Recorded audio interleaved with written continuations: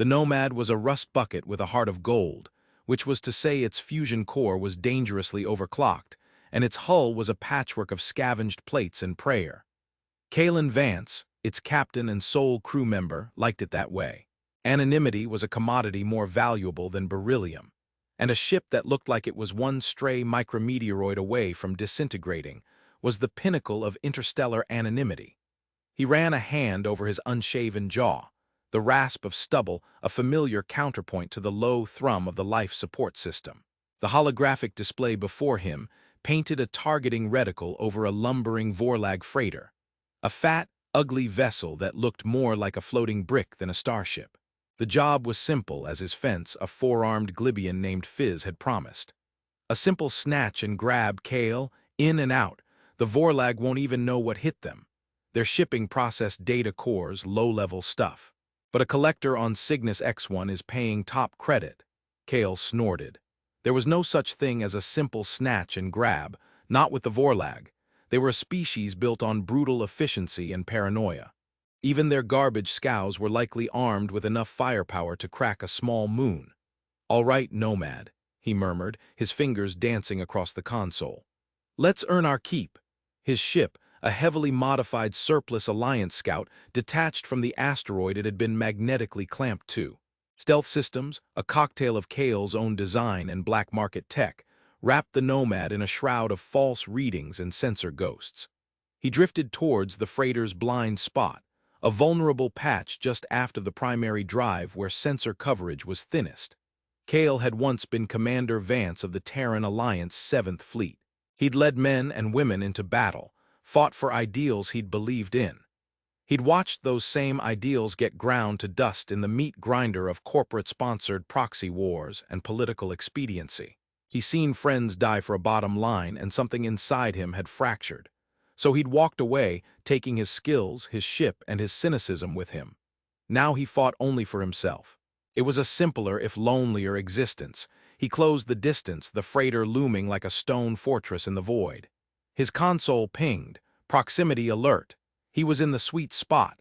"Deploying the Serpent," he said to the empty cockpit, a slim, snake-like drone detached from the Nomad's underbelly. It was Kale's own invention, a remote slicer unit he could pilot with a neural interface. He donned the headset and his perspective shifted. He was the Serpent, slithering through the silent vacuum of space. The freighter's hull was a mountain range of conduits and maintenance hatches. He found his target, a small, unassuming service port for the cargo bay. The Serpent's head unfolded, revealing a plasma torch and a series of delicate slicing tools. The outer plate hissed and melted away. Easy, too easy. The Glibian's words echoed in his head, and a cold knot of dread formed in his gut. He pushed the feeling down. Paranoia was a survival trait, but it didn't pay the bills. He guided the Serpent inside, the drone's optical sensors feeding him a view of the cargo bay. It was cavernous, filled with standardized shipping containers. But there was something wrong. The containers weren't the standard gray of data core transport. They were black, with stark crimson markings he didn't recognize, and they weren't inert. His Serpent's limited sensor suite picked up faint energy signatures, and a low, rhythmic thrumming that was distinctly biological. "Fizz, you son of a bitch," Kale growled, his hands flying over his console, aborting the mission. He retracted the Serpent, but it was too late. Alarms blared on his ship. Proximity alerts screamed from every direction. The freighter's hull plating shifted and retracted, revealing hidden weapon emplacements. The stars around him were suddenly blotted out by new arrivals. Not one, but 3 Vorlag destroyers had just dropped out of slipspace, bracketing his position. It was a trap. The freighter wasn't carrying data cores. It was bait. "Computer evasive maneuvers pattern Delta 7, Kale yelled, his body tensing as the Nomad's engines roared to life. The little ship bucked and swerved, plasma bolts searing the void where it had been moments before. A direct hit slagged his port stabilizer and the ship groaned in protest. Red lights flashed across the console. "Hull breach imminent on Deck 3, weapons systems offline." "I'm aware," he snapped at the ship's automated voice. He was outgunned and outmaneuvered. The Vorlag were hurting him, cutting off his escape vectors. There was only one option, the one he saved for moments like this. the one that was just as likely to tear his ship apart as it was to save it. A blind jump. He rerouted all remaining power to the slipspace drive, his fingers a blur as he input a series of random coordinates. The drive wasn't meant for this, a cold start jump with no stellar calculations. It was like firing a bullet into a hurricane and hoping it would hit a specific drop of rain. "Hang on," he muttered, bracing himself. The universe outside the viewport twisted into a nauseating kaleidoscope of color and light. The nomad screamed, not a mechanical groan but a shriek of tortured metal and stressed physics. Kale's vision swam, the G-forces threatening to crush him into his seat. Then, with a final, violent lurch, the chaos subsided. Silence. Blessed absolute silence. He was floating. The stars outside were unfamiliar, a spray of jewels on black velvet he'd never seen before. A nebula pulsed with soft, violet light in the distance. He had survived, then the alarm started again, a mournful, dying chorus. Catastrophic core containment failure. Meltdown in 90 seconds. All hands abandon ship. Story of my life, Kale sighed, unstrapping himself.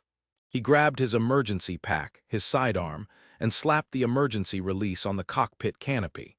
It hissed open, and the last of his ship's air vented into the void.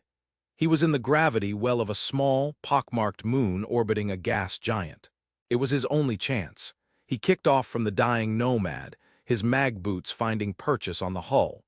He had about 30 seconds before the ship turned into a miniature sun. He ran, leaping from the ship's spine and firing his pack's thrusters, pushing himself toward the barren moon below. The nomad detonated behind him in a silent, brilliant flash of light, the shockwave catching him and sending him tumbling end over end toward the gray, dusty surface. His last conscious thought was that Fizz was definitely not getting paid. Consciousness returned in jarring fragments. The taste of copper and dust, the hiss of his suit's oxygen recycler, a splitting headache that felt like a Vorlag destroyer was trying to dock in his skull. Kale pushed himself up, his muscles screaming in protest. His suit's display was a spiderweb of cracks, but the integrity seal was holding. He was alive. He stood on a desolate lunar landscape, all gray dust and jagged rock under the dim light of the distant, unfamiliar sun. The wreckage of his life was a smear of molten metal a few kilometers away. He was stranded. No ship, no comms, no idea where in the godforsaken galaxy he was. His suit's short-range scanner was still functional. It picked up nothing. No technology, no life signs, no breathable atmosphere, just rock and radiation. He checked his emergency pack. 2 water packets, 3 nutrient paste bars, a medkit, and his plasma pistol with 2 spare power cells. Enough to survive for a few days. Not enough to get rescued. He started walking. There was no goal, no destination, just the primal human instinct to keep moving, to not give up. He trudged through the low gravity, his boots kicking up clouds of fine, silvery dust. Hours passed. The landscape was maddeningly uniform, a monochrome hell. Then his scanner chirped. It was faint but unmistakable. A structured energy reading, not natural. He changed direction, his heart hammering against his ribs. Hope was a dangerous thing for a man like him, but it was all he had. The signal grew stronger as he crested a low ridge. He dropped to one knee, peering over the top. Below him, nestled in a shallow crater, was something that didn't belong. It was a structure, but not like any he had ever seen. It seemed to have been grown rather than built, a seamless, chitinous dome of iridescent black, pulsing with faint, internal bioluminescence. It was beautiful and deeply alien. And it was surrounded by soldiers. They were tall, impossibly slender beings, clad in form-fitting armor that echoed the organic design of the dome. They moved with a liquid grace that was both mesmerizing and lethal. Each carried a long, staff-like weapon that hummed with contained energy. They had 4 arms, the upper pair carrying their weapons, the lower pair resting near their hips, ready. Their heads were elongated, with large, multifaceted eyes that glittered like obsidian. The Cathar, Kale knew the name. They were a mysterious, hive-based species, isolationist and ancient. Rumors said they were losing a long, brutal war against the Vorlag. He just jumped from a Vorlag frying pan into a Cathar fire. He should have stayed hidden, but his suit chose that moment to betray him. A damaged power conduit finally gave out, letting out a sharp crackle of static. Every head in the crater below snapped in his direction. Their multifaceted eyes locked onto his position. There was no hesitation. They flowed up the crater wall towards him, their movements silent and swift. Kale scrambled back, drawing his pistol. "Not looking for a fight," he said, the words useless in the vacuum. Three of them crested the ridge, their energy staffs glowing. They fanned out, flanking him. Their posture was predatory, their focus absolute. He'd faced down Alliance Marines, Vorlag shock troopers, and every kind of scum in the outer rim, but he had never felt so much like prey. He fired a warning shot over their heads. The bolt of plasma dissipated into the thin, non-existent air. They didn't even flinch. They just kept coming. He aimed for the lead warrior's weapon, a difficult shot. The plasma bolt struck the staff, and it flared with an overload of energy, forcing the Cathar to drop it. But instead of retreating, it simply drew two short, curved blades from its hips with its lower arms and charged. Kale had seconds to react. He sidestepped the lunge, brought the butt of his pistol up, and slammed it into the joint of the warrior's elbow. There was a sickening crack, and the creature hissed, a sound that vibrated through the ground. Another warrior swung its staff like a scythe. Kale dropped, the weapon humming over his head, and swept the creature's legs out from under it. As it fell, he brought his foot down on its chest, pinning it. He didn't kill, he disabled. It was a lesson learned in Alliance Special Forces. A dead enemy is a statistic. A wounded one is a liability that ties up resources. The third warrior paused, its head tilting. It seemed to be observing, analyzing. Kale stood his ground, breathing heavily, his pistol aimed squarely at the standing warrior. For a long moment there was a stalemate. The silence of the moon was absolute. Then a new sound, a chime-like resonance, echoed in Kale's helmet. It wasn't auditory, it felt like it was being broadcast directly into his mind. Enough, the standing Cathar lowered its weapon. The two he had disabled struggled to their feet, cradling their injuries but making no further hostile moves. From the dome, a new figure emerged. This one was different. It was taller, its chitinous armor a shade of pearlescent white, intricately patterned like carved ivory. It wore no helmet, revealing a face that was both insectoid and eerily regal. Its multifaceted eyes were larger, the color of liquid silver, and they seemed to hold an ancient, unnerving intelligence. It radiated an aura of command that was palpable, a psychic pressure that made the air feel thick. This was no soldier. This was royalty. The regal Cathar glided towards him, its movements smoother and more commanding than the others. The soldiers parted before it, bowing their heads slightly. It stopped a few meters from Kale, its silver eyes scrutinizing him from head to toe. Another mental chime, clearer this time, the voice feminine, calm, and imbued with immense power. "You fight with the ferocity of a predator, yet the restraint of a strategist. You are not Vorlag. What are you?" Kale kept his pistol raised, though his arm was trembling slightly. "The name's Kale Vance. I'm human." The being's head tilted again, a gesture of curiosity. "Human. The name is unknown to our registries, a new species in this sector. You are far from your home ground, human Kale Vance." "You could say that," Kale said wryly. "My ship had an unscheduled encounter with a Vorlag welcoming party. This moon was the closest port in the storm." The Vorlag. The voice resonated with a sudden coldness, a sliver of ice in the calm pool of its consciousness. "They press us at every turn. They believe our time is ending." The silver eyes focused on him with renewed intensity. "You fought my honor guard. You disabled two of them without taking their lives. Why, they're worth more to you alive than dead," Kale said simply. "Wounded soldiers need care. They're a drain on your logistics. Dead ones are just memories." A wave of what felt like surprise washed over him from the regal Cathar. It was a strange, intimate sensation, like feeling someone else's emotion inside your own head. A pragmatic cruelty, efficient. The Vorlag kill without thought. You calculate. Interesting. The being gestured with one of its upper hands. "You are an anomaly. Your presence here is an unforeseen variable. I would know more. You will come with us." "Willingly, or my guard will be less concerned with your continued well-being." Kale looked at his cracked helmet, his dwindling supplies, and the dozen or so Cathar warriors now watching him from the crater. He didn't have a choice. He slowly lowered his pistol and placed it on the ground.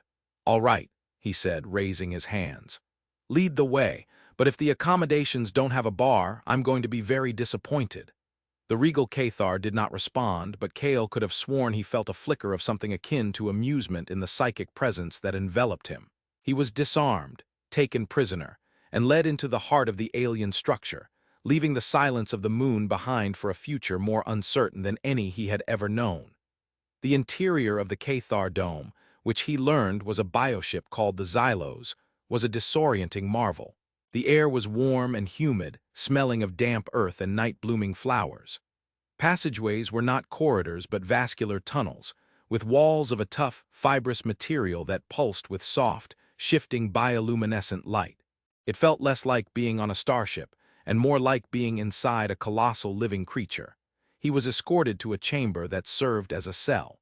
The door was a membrane of energy that shimmered and solidified behind him.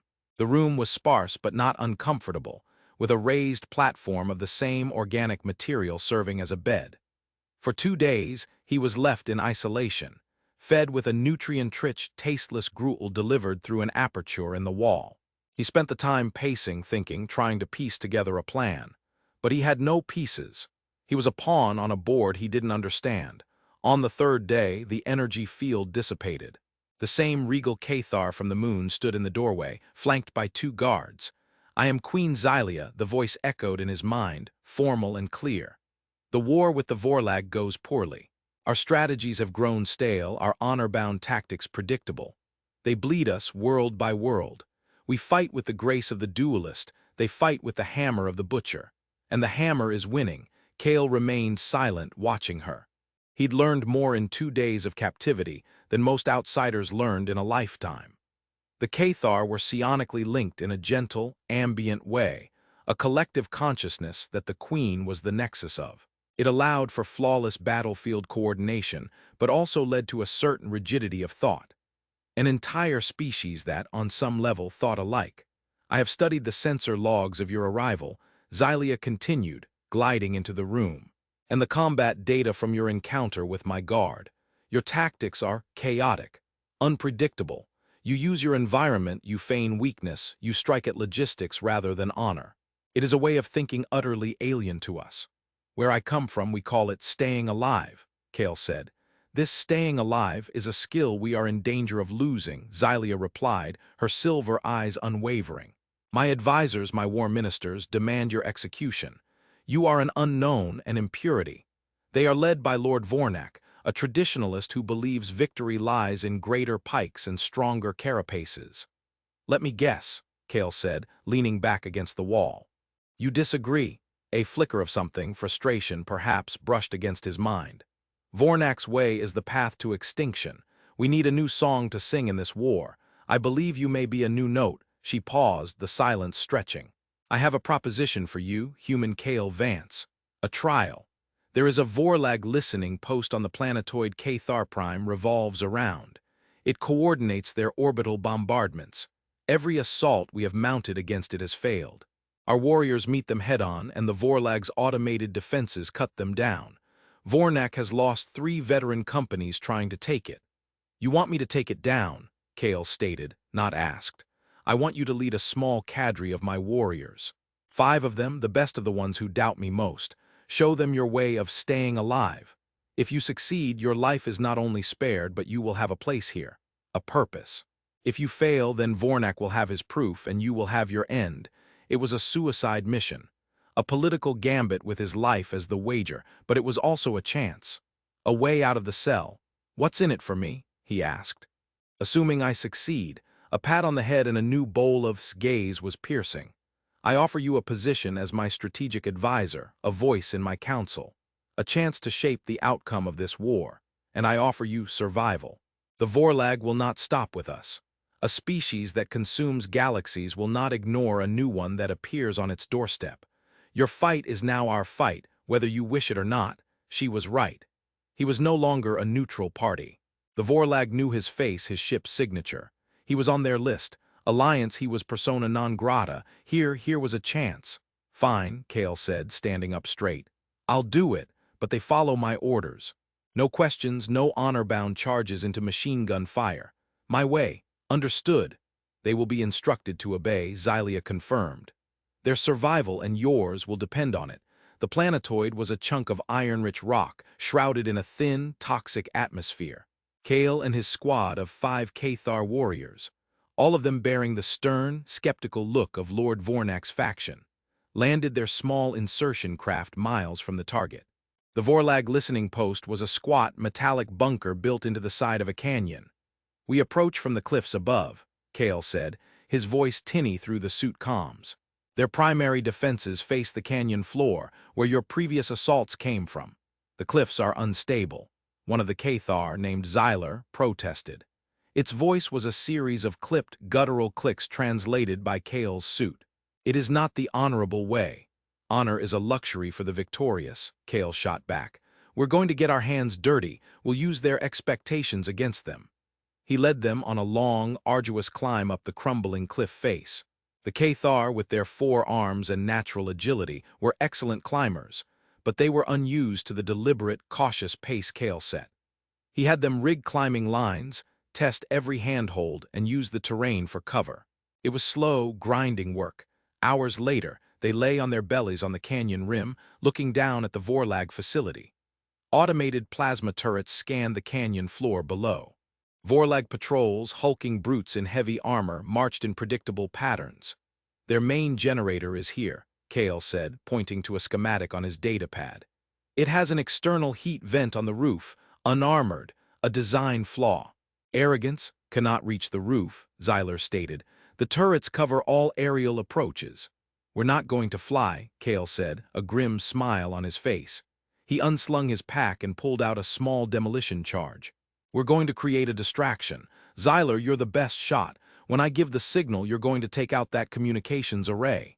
He pointed to a satellite dish on the bunker's edge. "That will alert the entire base," another warrior hissed. "Exactly," Kale replied. "And while they're all looking that way, I'm going to do something stupid." He explained the plan. It was insane. It was chaotic. It was utterly without honor. The Cathar looked at each other, their psionic link likely buzzing with doubt. But they had their orders. Kale slid down a scree slope to a lower ledge, positioning himself directly above the bunker. He planted the demo charge on the cliff face.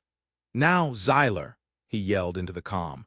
A brilliant lance of energy shot from the rim above, striking the communications dish. It exploded in a shower of sparks. Alarms blared from the bunker. Vorlag troopers swarmed out, their weapons pointed towards the source of the shot. At the same moment, Kale triggered his charge. The explosion wasn't large, but it was precise. It didn't destroy the cliff, it shattered it, creating a landslide. An avalanche of rock and debris rained down on the bunker. It wasn't enough to breach the thick walls, but it provided the perfect cover. As tons of rock cascaded down, Kale rappelled down with it, a ghost in the storm of dust and stone.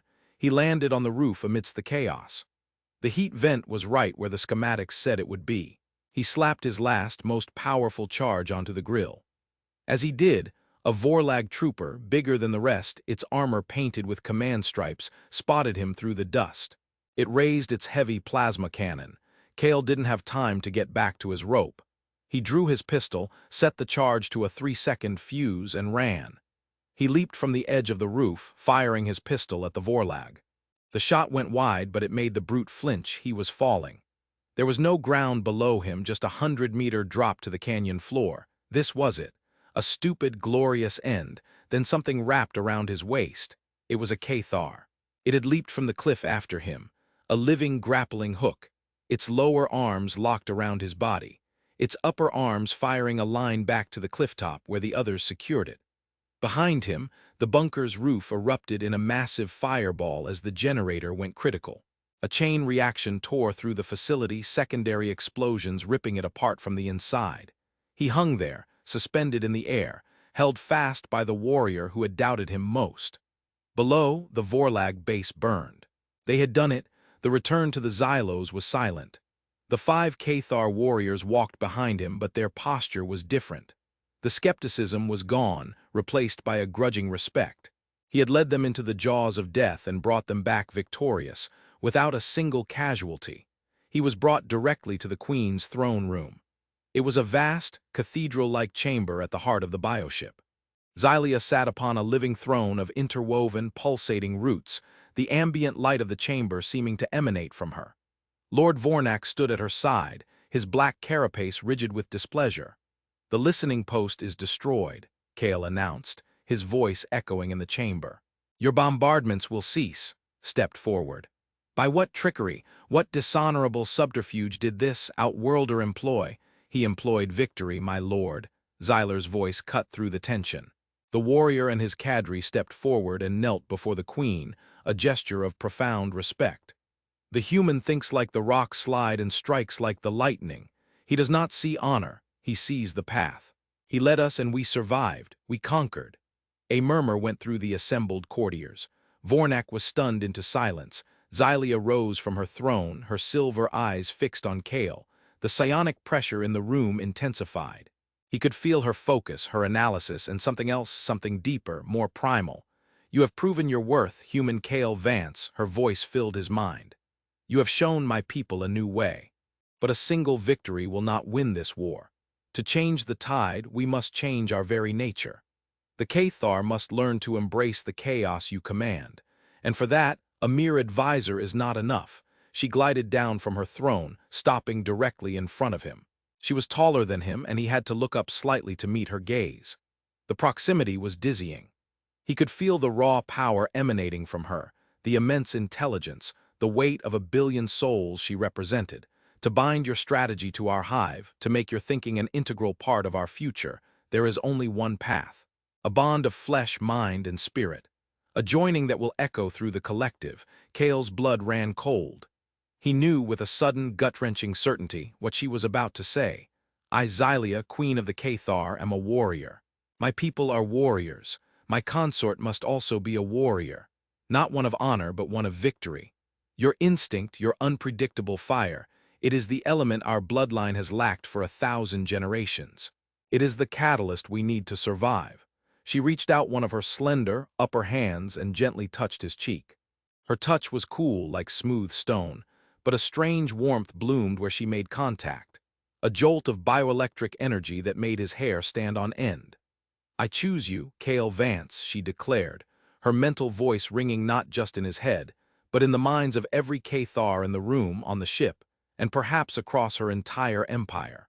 "You will be my prince consort. You will be my mate." The chamber erupted in stunned silence.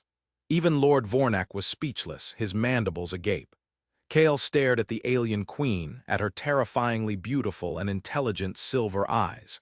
He had come here looking for a payday. He had found survival, a war, and now this. A proposal that was equal parts political strategy, genetic necessity, and something that felt disturbingly like genuine, primal attraction. He was a mercenary, a loner, a man who trusted no one. And he had just been chosen by an alien queen to be her king. His simple, lonely life was over. The real battle had just begun. For a long moment, Kale could only stare, the queen's declaration echoing in the cavernous throne room and in the shocked silence of his own mind. Prince consort, mate. The words were absurd, a cosmic joke played at his expense. He was a drifter, a gun-for-hire who slept with a plasma pistol under his pillow. He wasn't consort material for anyone, let alone the monarch of an entire species of psionic insectoids. "You can't be serious," he finally managed to say, his voice a hoarse whisper. "The Cathar do not jest about matters of the hive and the bloodline," Xylia's mental voice replied, calm and resolute. The hand on his cheek remained, its cool pressure a steady anchor in the swirling chaos of his thoughts. He could feel the surprise and outrage of the court rippling through the psionic ether, a wave of dissent beating against the queen's unshakable will. Lord Vornak finally found his voice.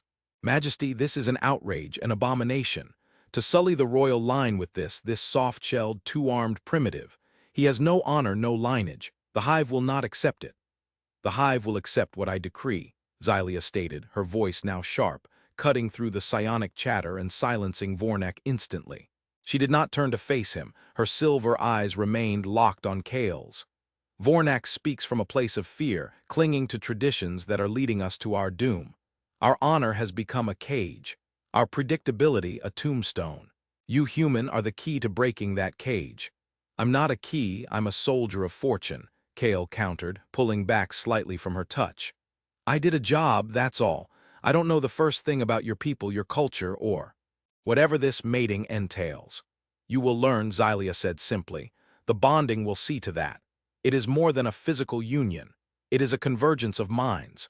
Your memories, your instincts, your chaotic tactical brilliance, they will become accessible to me and through me a lesson for the hive. My strength, my connection to our people, our history, it will become a part of you. You will not be an outsider commanding our forces. You will be part of us. He felt a profound violation at the thought. His mind, his memories, the good, the bad, and the ugly things he'd done to survive were his alone. The idea of sharing them, of having his very consciousness laid bare, was terrifying.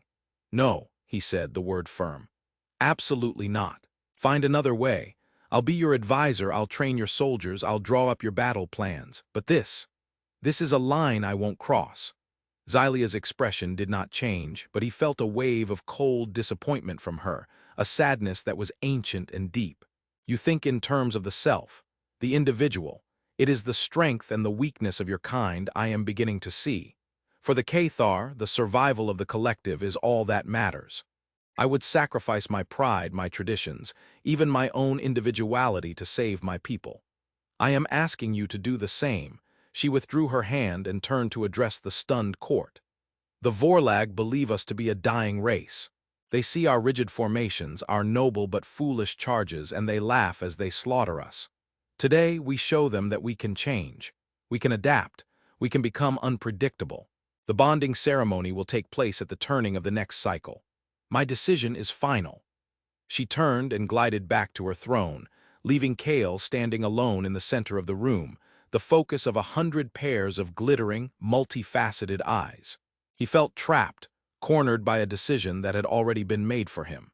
He was a piece in a game so far above his pay grade he couldn't even see the board, later in the opulent chambers he had been assigned. A vast improvement over his cell. He paced like a caged animal. The room was a fusion of Cathar bioarchitecture, and to his surprise, some human comforts. A terminal connected to a limited Cathar galactic archive, a synthesizer that could produce a reasonable facsimile of Terran whiskey, and a bed that was soft, not a chitinous slab. Xylia was already trying to accommodate him. The thought was more unsettling than comforting. The energy door shimmered and Xylia entered, alone this time. She had shed the more formal, ceremonial parts of her carapace, and her form seemed sleeker, more practical. "You are angry," she stated, her mental voice softer, more intimate without the audience of the court. "Angry doesn't even begin to cover it," Kale snapped, turning to face her. "You put me on display, you ambushed me, and you've sentenced me to. To what? To being your breeding drone, your tactical computer with a pulse. If that were all I wanted, I could have simply vivisected your brain and been done with it," she replied, a hint of dry wit in her tone. "I am offering you a partnership, a life. Do you think this is easy for me? My entire court believes I have gone mad. Vornek is likely plotting a coup as we speak. I am staking the future of my reign and my species on the belief that a single, stubborn primate from an unknown quadrant of space holds the key to our salvation." "Why me?" he asked, his voice raw with frustration. "There have to be other options, other species you could ally with." "There are none," Xylia said, her tone heavy. "The Galactic Compact is a mess of dithering fools who offer sanctions and strongly worded letters while the Vorlag burn worlds.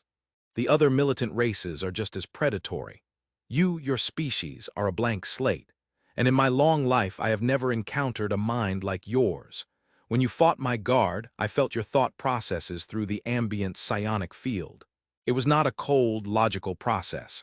It was a storm, an intuitive tempest of probabilities, violence, and a fierce, desperate will to live. It is beautiful in its terrifying way. It is the fire we need to temper our steel." He stared at her, seeing for the first time not just a queen or an alien, but a leader pushed to the brink. He saw the desperation behind the regal calm. She was just as trapped by her circumstances as he was. "What does the bonding involve?" he asked, the question tasting like surrender. "It is a deep psionic and biological process," she explained, approaching him slowly. "We will be linked. I will feel your emotions, you will feel mine. Your knowledge will be open to me, mine to you. There is a physical component, yes. It ensures the genetic legacy, the passing of traits. Our offspring would be new." a hybrid of Cathar discipline and human adaptability, offspring. The word hit him like a physical blow. He thought of a child, his child. A child with 4 arms and multifaceted eyes, a child who would be royalty, a child who would be part alien, part human. A future he had never, ever contemplated. "I can't," he said, shaking his head. "I'm not. I can't be a father, a king. I'm a mess. I left the Alliance because I was tired of fighting for things. I just wanted to be left alone. And have you been happy, Cale Vance?" Xylia asked softly, her silver eyes searching his. "Alone in your metal shell, drifting from one shadow to the next. Your mind is loud with loneliness. I can feel it. It is a sharp, cold thing like the vacuum between stars." He had no answer for that. She was right. The silence of the nomad's cockpit had been his sanctuary and his prison. Here, she continued, you would not be alone. You would have a purpose greater than credits or survival. You would have a people to protect. You would have a partner who understands the burdens of command. You would have a home. She stood before him, a queen offering her empire, her very being, as a solution to his solitude. It was insane. It was manipulative. And it was the most compelling offer he had ever received. He thought of the alternative. If he refused, she would likely have him executed to appease Vornak and quell the dissent. Even if she let him go, where would he go? The Vorlag wanted him dead.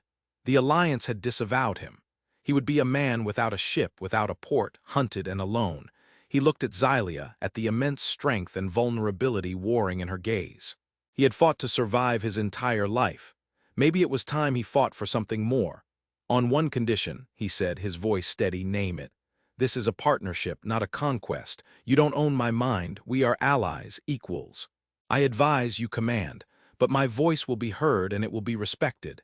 In council and in private." A wave of profound relief washed over him from her, so potent it nearly made him dizzy. "That is all I have ever asked for. An equal, a true consort, not a sycophant or a drone."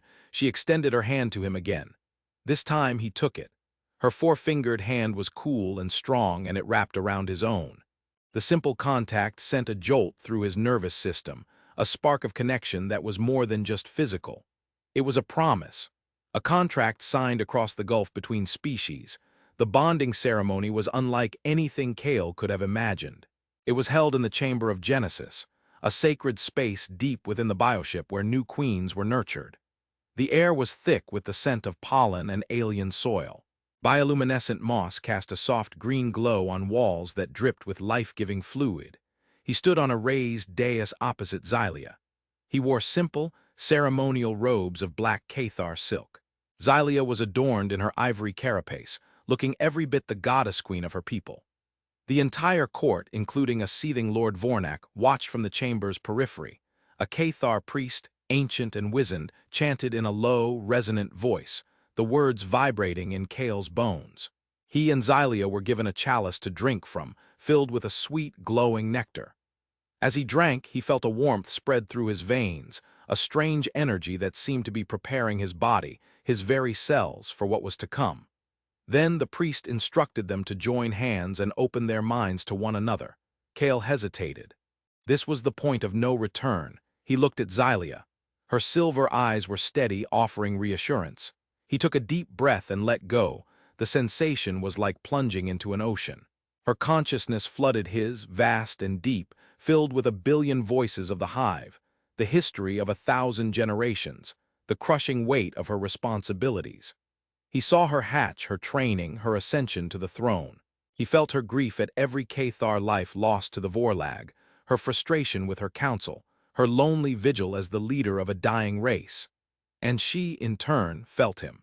She felt his childhood on a crowded earth, his rigid training in the Alliance Academy, the thrill of his first command. She saw the brutal firefight that had cost him his best friend, the political betrayal that had shattered his idealism, the long, lonely years in the cockpit of the Nomad.